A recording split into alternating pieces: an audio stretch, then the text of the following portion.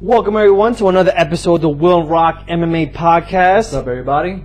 We have the results. Yes, sir. Our last podcast was the predictions to a fucking stacked card. It was a stacked card. There was a lot of decisions. The prelims gave lived you up to the expectation for sure. Not so much the main card to a certain extent. No. So just take just to like a quick recap behind it. The preliminaries gave you all the submissions and knockouts you wanted to see, and some very good decisions. And then the main card gave you amazing decisions, man. Yeah. Fights that for the most part. For the most part, I mean, there's a little controversy behind it, but so let's get to it. So this is UFC 225. The prelim started with Clay Guida versus Charles Oliveira. You could talk about this a little bit more. I missed out on this fight. So Clay Guida did a phenomenal job. You know, he came in high intensity, a lot of energy, which is what he does. Oliveira just was too calm and collective for himself. Yeah. He picked Clay Guida apart and did what we expected for him to do, and he submitted Clay Guida. We were both going with Clay Guida. You know, this was Clay Guida's. He's fighting in his hometown. Yeah. There was a lot of buzz behind Guida. Guida's been on a winning streak. Yeah. I will say this. Guida's been in the game for a long time. I still think he shouldn't retire, though. I think he just really had a bad day. He got caught out there. And when you fight someone like Oliveira, which is so unpredictable, who ties the record for the most submissions in the UFC? 10 submissions in the UFC. That already is a lot of fucking fights in the UFC. To get 10 fucking submissions is insane, man. So congratulations to Charles Oliveira. That was a tremendous performance. The next one, we had Joseph Benavidez versus Sergio Pettis. Now, just to say, Sergio Pettis won by decision.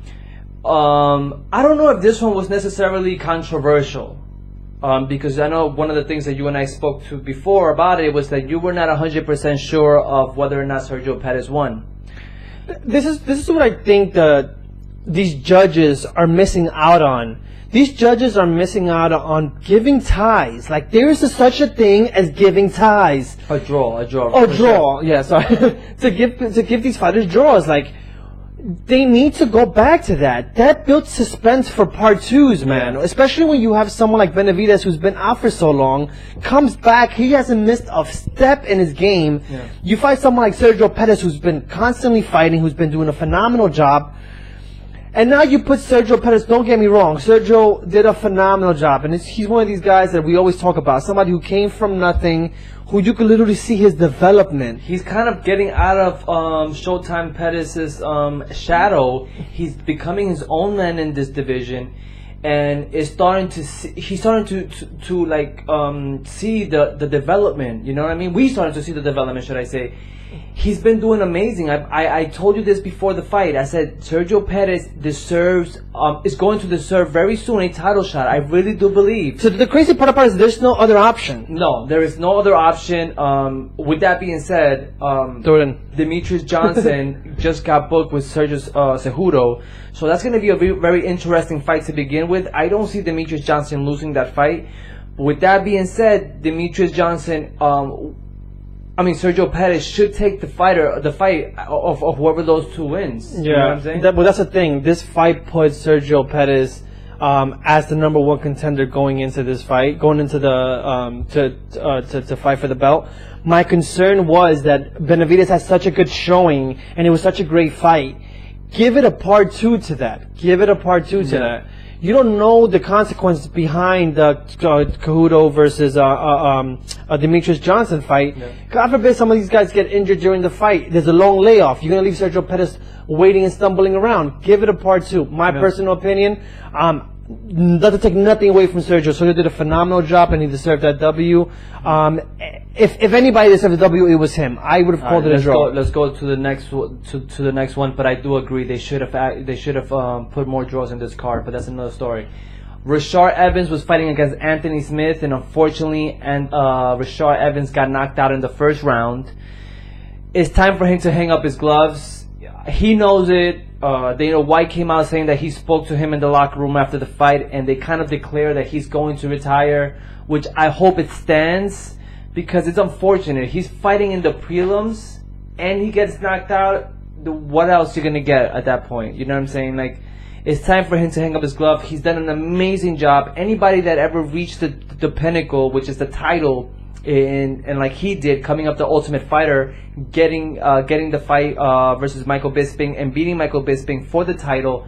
I'm sorry, Lyoto Machida for the title. You got to the top of the pinnacle. Like, there was nothing more for you to do. And then all of a sudden you start to have some loss, some wins, some loss. At this point, you know, you have nothing to prove. Just like Chuck Liddell had nothing to prove at one point, you have nothing to prove. Hang your gloves up, and it was a tremendous career for Rashard Evans. I'm not even going to emphasize on that. I do agree. The guy has nothing to lose, and at this point, he should not be ashamed. He's one of these guys who just wanted to like get maybe a momentum going, and he got shut down fights by the younger and hungrier guys. Listen, man. He has nothing to prove. He's beat legends in the sport, which makes him a legend. Right. And at the end of the day, that's what it comes down to. Absolutely. So kudos to fucking Rashard Evans. Amazing job for Anthony Smith to make a name out of himself for sure. that. And great knockout. Ricardo Lamas versus Mirsad Bektic. This was a decision fight. This is Ricardo Lamas' second loss. Back-to-back losses. Yeah. Bad losses, man. Well, so tell me a little more about this fight. This was a little short. We have a big card coming. Yeah. This is like you said. I'm gonna cut it short. This fight was really what's about who was the faster fighter. I feel, and I feel Bektic totally did that. He brought his A game. I'm not taking away nothing from Ricardo Lamas. Ricardo Lamas did a phenomenal job. Man, Ricardo's one step away from knocking every single guy's lights out, but he just does not have that quick foot anymore, and it's scaring me, man. Yeah. He's already up there in age. He's like I think he's 38, 39 years old. There's not much left in that tank, man. At this point, I agree with you. I think that he should just step out for a little bit, recoup himself, and hopefully we'll see a better performance. He got knocked out last time, and now he just lost in decision. Take a little break, see what you got. I believe that Ricardo Lamas was next in line for a title. I really did believe that at one point. It's unfortunate that it didn't happen, but take a break. Hard loss for Ricardo Lamas, but kudos to Bektic. Tremendous performance by Bektic. And this is one of the guys. Bektic is someone to look at this point. Totally someone to look at. The next one was a little controversial, and that we could really talk about briefly. Claudio Gadelha versus Carlos Esparza. We both had Carlos Esparza winning this fight, and we did. I believe she won the fight. But if they gave it to Gadelha, you can't be too mad about the whole situation because it was such a tight fight. But it goes back to what you first started saying. Why the fuck are they not saying it's draws? Like, they should have more of those. Anybody wouldn't be mad if they would have done a draw in that fight. It was so close. Let me tell you something. The UFC is hurting from fights like this. Yeah. Because these fights deserve rematches. These fights deserve part twos to them because you're so great fights. You're two great technical fighters. Granted, Esparza has more, doesn't swell up as much as Claudia. Man, Claudia took a fucking beating, bro. She was a different human being. Yeah, her face was completely discombobulated after the fight. Esparza, I feel like Esparza had the higher punches. The harder punches, I should say. I'm sorry. She fought such a great fight, and to lose like that, you take a lot of momentum out of a fighter, man. Esparza did this to me. Esparza either won this fight, or this should have been a draw. I ain't see Claudia winning this fight, and don't get me wrong, Claudia fought a phenomenal fight, and she is one of the top person in that weight class. But I give it to Esparza. But obviously, Esparza lost. So congratulations to Claudio Gadelha for that win. But they gotta fucking change the referees. The next fight was Alistair Overeem versus Curtis Blades. Now talk about fucking leaving your mark on not only on UFC 225, but even a mark on that heavyweight division. Curtis Blades is next in line for that title. Some people might not think he is, but heavyweight division is not as stacked as it once was. I don't see anybody else matching up with him at that level right now. I really don't. I believe that he should get the fight between Cormier versus Stipe Miocic. Whoever wins between those two fights should fight Curtis Blades. That kid deserves it. Okay, so I agree to disagree. I think Blaze deserves the next guy online, but I think that if DC ends up winning this fight, right? If he wins this fight, he needs to vacate the light heavyweight belt. Yeah. Because you have a decent amount of people who deserve to Thor. You have a decent amount of people who are going to step up. Right. You got someone like Gustafsson. You got someone like Joel Romero. Gustafsson is calling out Joel Romero, by the way. Yeah, but we're talking about we're talking about a light heavyweight division. We're talking about heavyweight here because we're talking about heavyweight division. My point to you is, Blaze gets the next title shot, right? Because I think he deserves it. He's proven it. He's done a phenomenal job, and he's a fucking force to be reckoned with. He knows how to contact. I don't understand what you were bringing about Gustafsson. No, so my point about the reason why I bring up Gustafsson is because Gustafsson is next up in line for that light heavyweight belt, which means that. Is he really? Bro, he's up. He's up. Let's say Gustafsson is not up for the belt. It doesn't make a difference. DC needs to figure out after this fight, if he wins, what the fuck is next for him. Yeah, I agree. And because he had to keep the light heavyweight belt on hold because he's taking this fight, it's only right that he has to go back down and fight back down. It's fine if he stays in heavyweight. He needs to vacate that belt, you know? No, that's what it comes down to. But anyways, the 6 away from Blaze. Blaze deserves the title shot. Blaze is a young, hungry beast. He is scary. He is somebody who could easily fight someone like Gano and beat him. Francis Gano. Right. Because he saw how dominant he is on the ground, and those elbows to the ground to a seasoned guy like Alistair Overeem was a tremendous victory for Curtis Blaze. Now that we got that out the way, what about Alistair Overeem? I think Alistair Overeem at this point, done. I don't think he's done. Oh my God, dude, he can't. I think he's becoming a stepping stone. He's becoming a stepping stone to get to the next level. After what Francis Gano did to him, he hasn't, and he's lost in devastating fashion. I say put the 2 losses in this fight, which was Andrei Arlovski, which we'll get to later, versus a guy like Alistair Overeem. Whoever loses retire, very similar to Belfort versus Machida. I'll love to see that fight. But anyways, time to get to that main card. Blaze won, man. Shout out to Congratulations to Blaze. He won TKO in the 3rd round. Nasty elbows. If you guys get to the chance to freaking YouTube it or Google it, do it because it was disgusting, bro. So the first fight that we saw was CM Punk. He was fighting against a guy, Mike Jackson. As everybody knows, that particular fight did not deserve to be on the main card. 100% it did not deserve to be on the main card. Not when you have so many fights in the undercard, man. Well, definitely not in the UFC to begin with, but it happened. CM Punk got completely dominated. Mike Jackson was in complete control of the whole fight. Because of Mike Jackson's antics, he's no longer in the UFC as well. It's unfortunate, a guy that won a fight that is no longer employed by the UFC.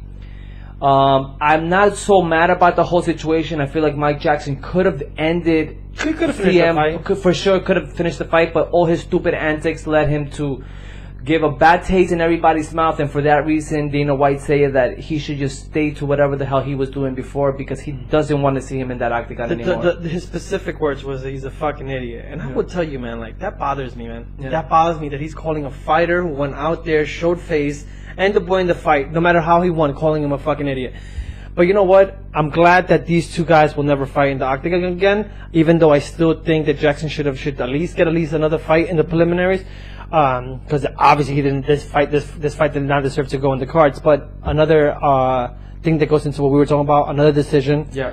With that being said, your dumbass picked CM Punk. Well, you deserve that, bro. Just take that. Nobody knew. You didn't know Mike Jackson. You had no idea who this guy was, so that you can't really say, "Oh, you thought." Yeah, you won. Oh, but who the fuck knew that CM Punk didn't fucking? Anyways. Yeah, bro. No, shut the fuck up. That's CM Punk. You go win against.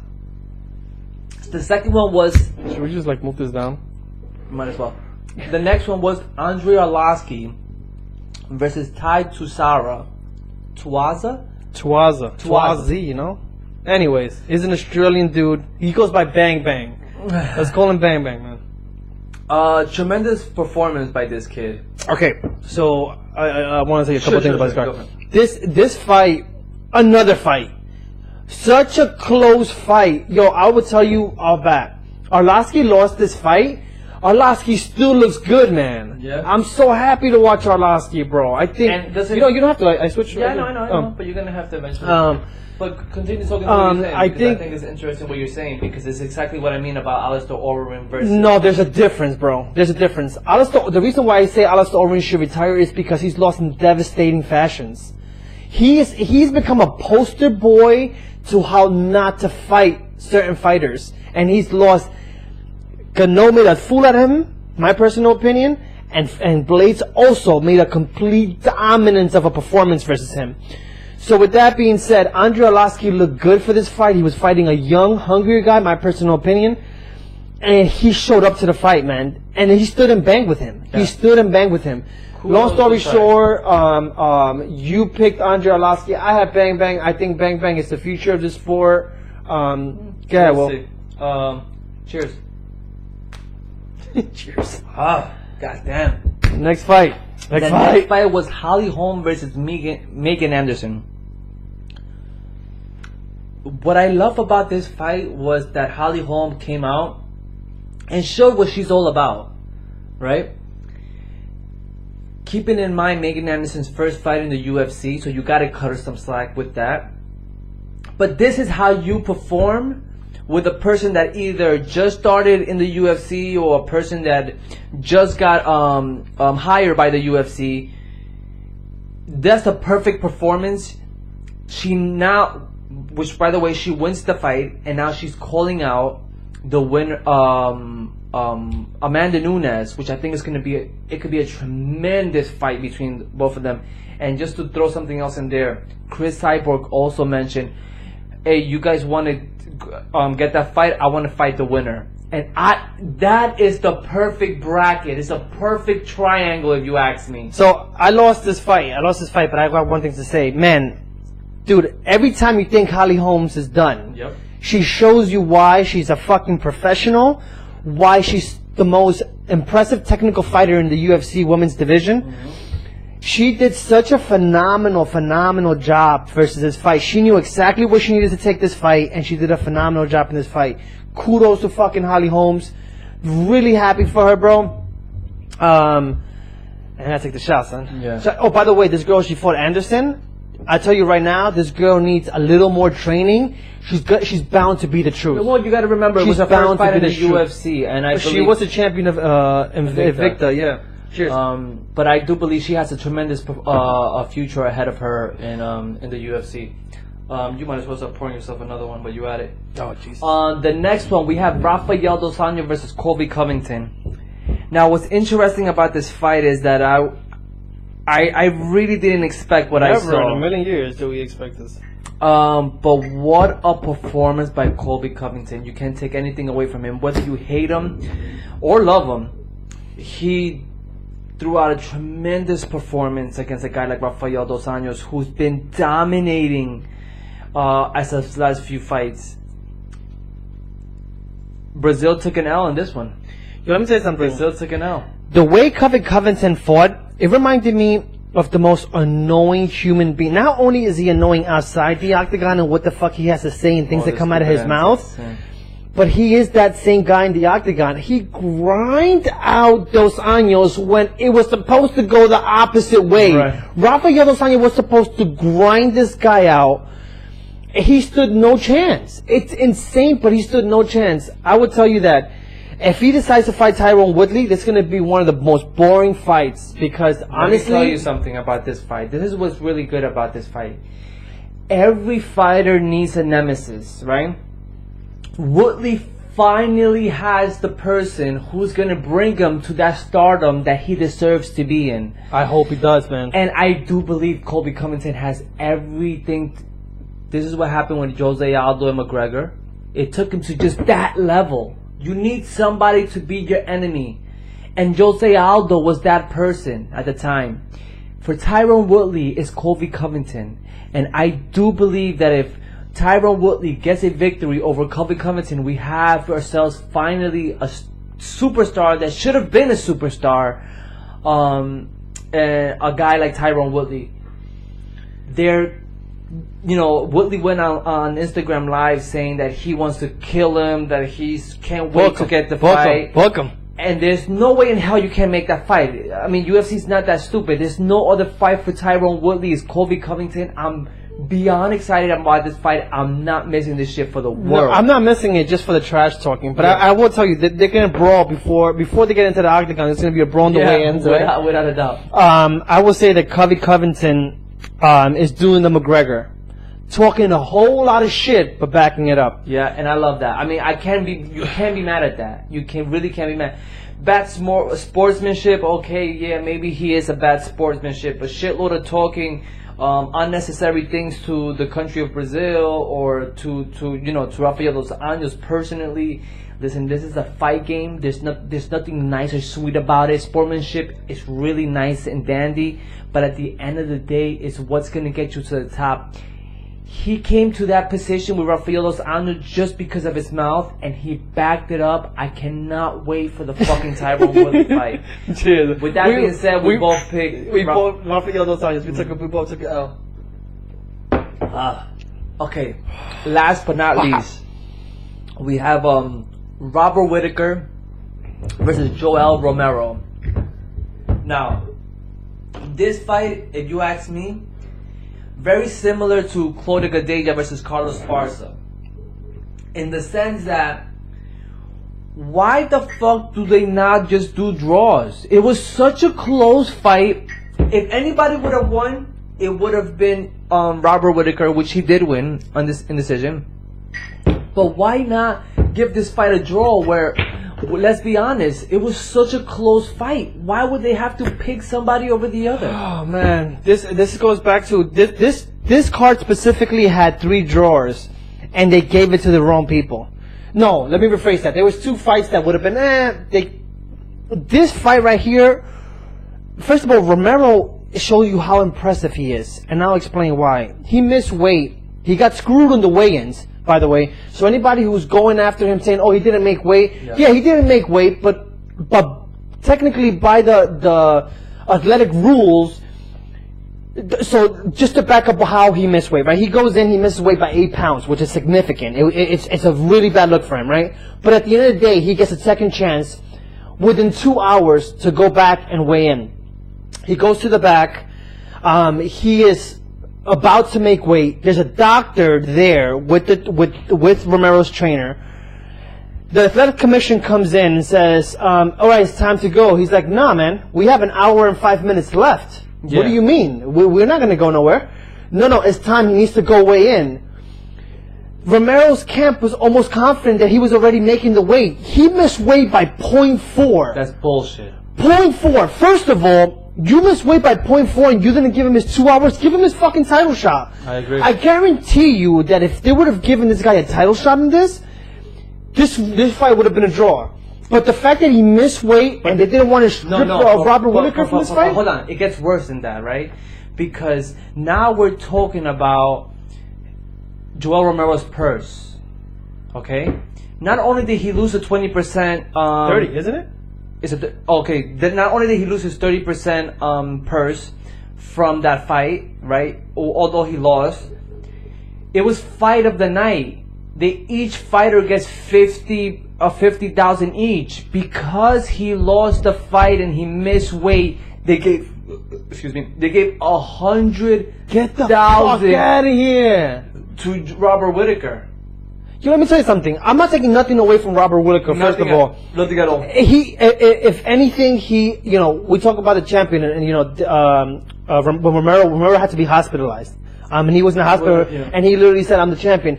Let me tell you something, Romero. I don't know what happened in this weight cut. No matter how you see it, even if he would have made weight, he didn't look 100%. Yeah. But what makes Romero impressive is that he wasn't 100%. And he still was a toss-up of who won that fight. Yeah.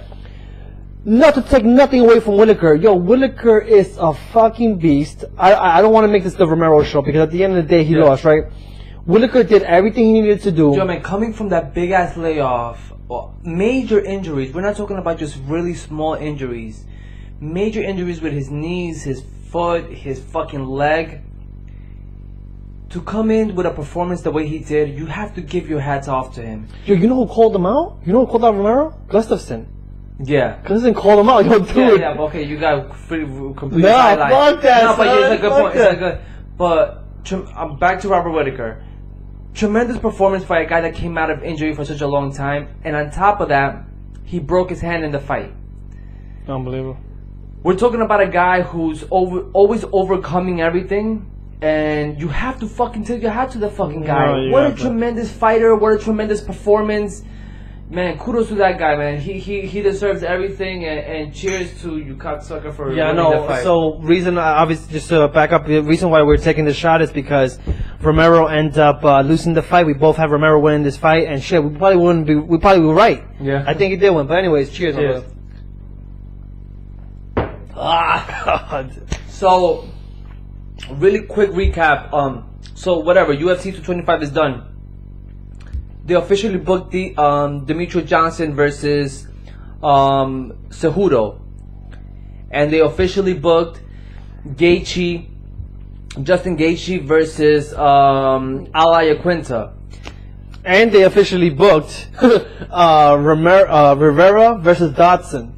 I know, that's a fucking good fight. Oh man, yeah. And Demetrius Johnson versus Cejudo? Cejudo is in the same car as fucking TJ Dillashaw versus Colby Covington. Part 2. I mean, sorry, Colby Covington. No love. Colby no love. Oh, Yeah, Donovan. Colby Donovan. No, what the fuck? Oh fuck. Anyways, No Love versus TJ, which is horrible. Yeah, this is what happens when you take too much shots. But let me tell you something. We were drinking before this. The crazy shit about that car, bro, is that Cody Garbrandt. Yeah, Cody Garbrandt. Jesus. If TJ wins and TJ wins on that same, because it's the same card. What do you mean if TJ wins? What the fuck are you talking about? DJ. Oh, okay. Demetrius Johnson wins. DJ wins. Versus, and so does TJ Dillashaw. That is the perfect time to call out that super fight, and that's all I'm gonna say. Anyways, follow us on fucking Instagram, the Will and Rock MMA podcast, and YouTube on the Will and Rock MMA podcast. Oh, by the way, man, shout out to my man Rome, the mechanic. I went to a Ring of Combat. He did a phenomenal job. He took an L in the first round. He got submitted. But I will tell you, the reason why that dude got submitted is because no one wants to stand and bang with him. He's the truth, guys. If you don't know him, follow him. Follow him. I shouted him out on my stories. Check him out. He's the mechanic. He's the truth, man. And I would say, shout out to Ring of Combat. They put up an amazing card. I went with my boy Chris out to AC, and they did a phenomenal job. These fighters coming up, just so you guys know, we're safe with MMA. There's way too much talent coming up here, man. That's fucking awesome. Way too much talent. But anyways, guys. Peace, guys. Peace.